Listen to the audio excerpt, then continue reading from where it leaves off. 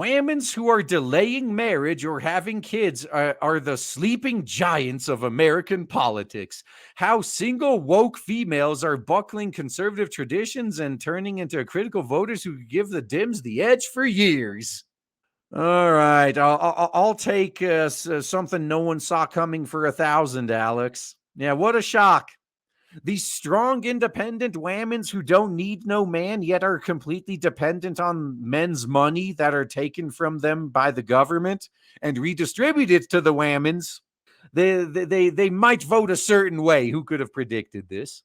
America is more single than ever before, and unmarried, college-indoctrinated whammons are quickly becoming the dominant voting bloc in U.S. politics. Now, imagine if single men bothered to go out and vote at the same level as women. We could change all this. The whammons and voters of color were primarily responsible for turning the red wave into a red trickle in the current year -1 midterm elections.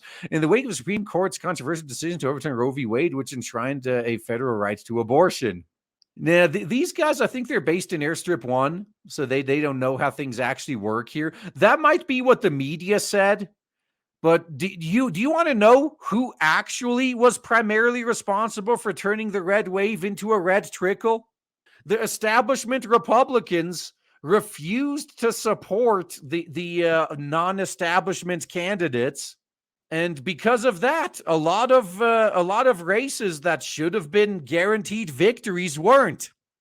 This entire red trickle fiasco is the fault of the Republican Party.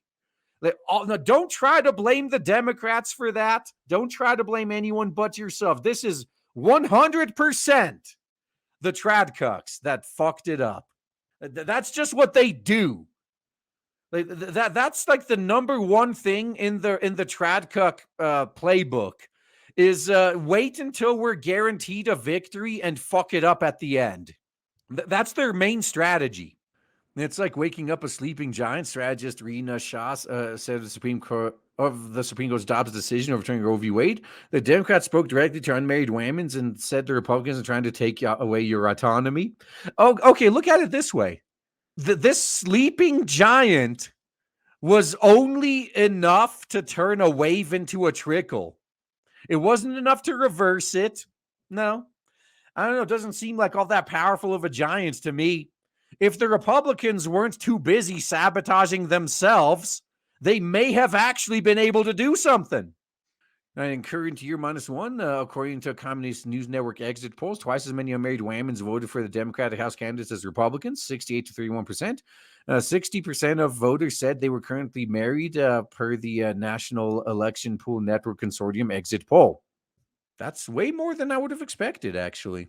So marital status was a defining factor for men, too, but by much smaller margins. While married men broke for the Republicans by 20%, unmarried men favored the GOP by 7%.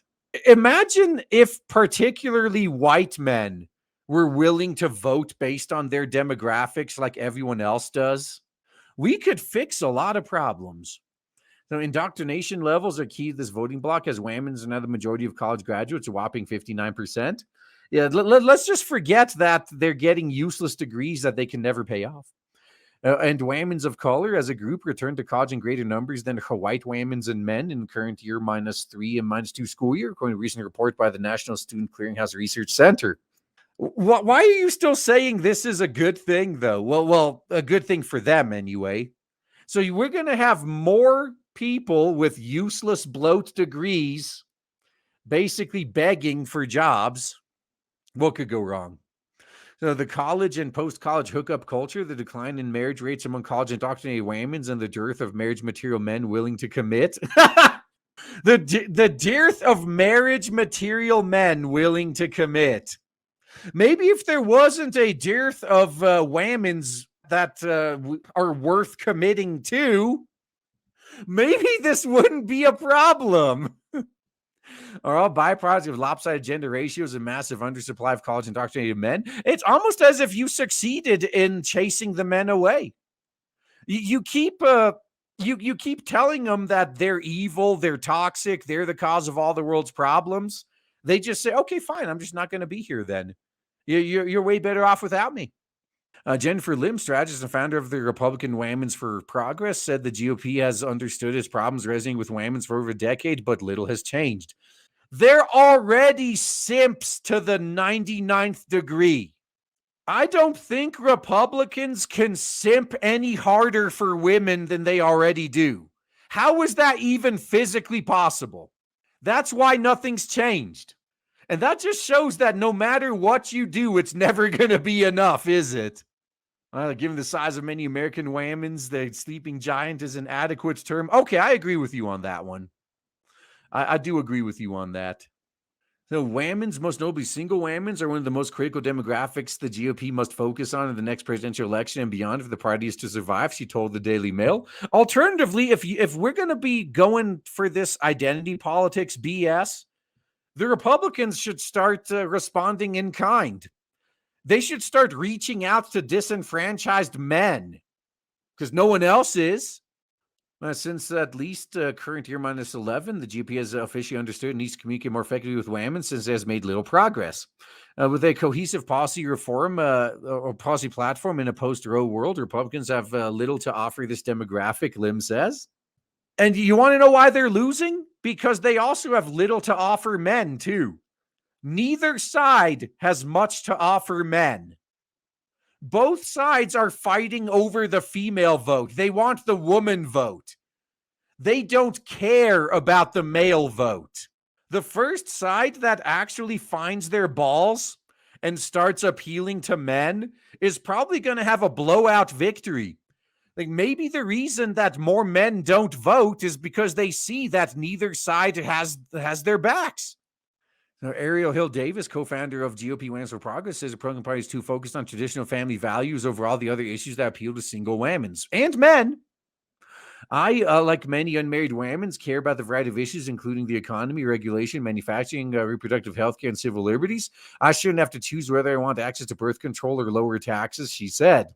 You can have both if you're willing to bend the law a little bit.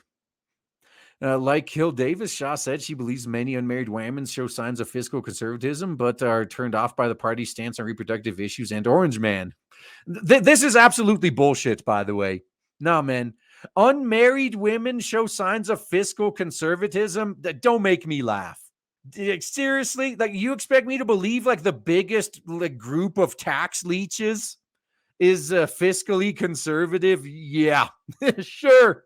Now, married women, on the other hand, they tend to lean conservative because all of a sudden, those policies affect them. So if they see Orange Man at the top of the ticket in current year, why current year +2? The election is in current year +1 now, I guess. It would be the nail in the coffin. Good. So find your balls and start appealing to men.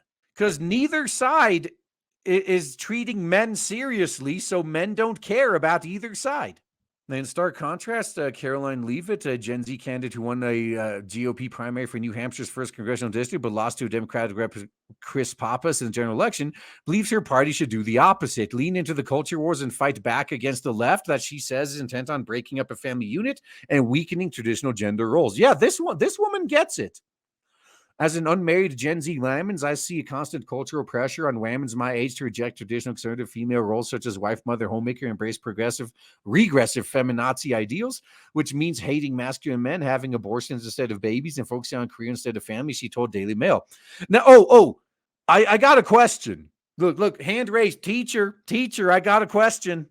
Is this just another one of these so-called conservative women that's not practicing what she preaches?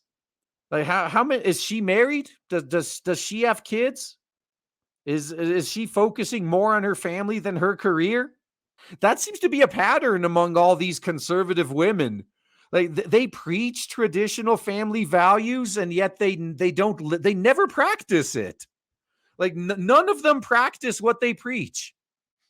Concerns are growing about the decline of birth rates across the globe. 1 in 6 Whammons in the U.S. now turned 45 without ever having children, up from 1 in 10 in 1990. Hey, you guys wanted depopulation. You got it, man.